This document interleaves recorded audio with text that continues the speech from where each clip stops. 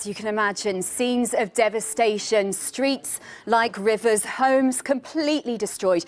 Let me just show you this picture that we found this morning.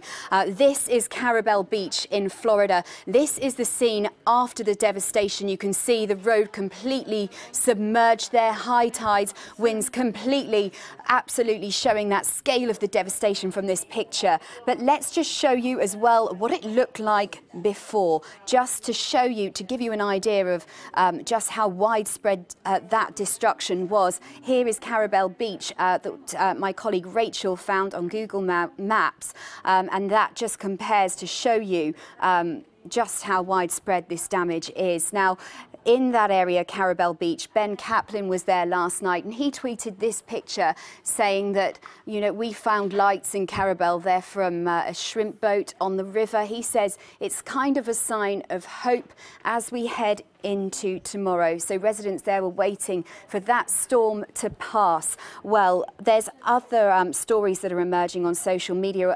Michael Wilkes, we read this one and we were very touched when we read this. He said, you know, what about us low-class people? He says it's all good and well for authorities to tell us to evacuate, but he said they couldn't afford to evacuate. He said they had nowhere to go. They couldn't afford to leave the area where they lived. And so we're seeing lots of comments on this as well, and lots of people sharing very similar accounts of their struggle to get away from this devastation and from, you know, these horrifically dangerous conditions.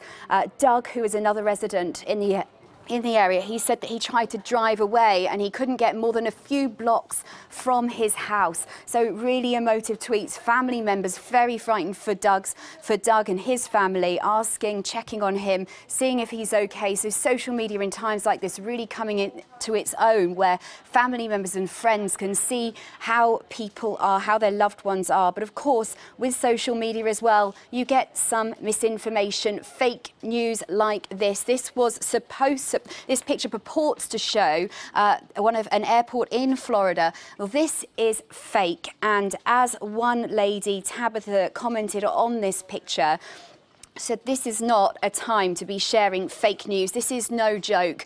And this really worries family and friends who think that this could be somewhere where their loved ones are. So there we are, scenes of devastation, lots of stories like this emerging on social media, and we'll keep you up to date with more information on it. Always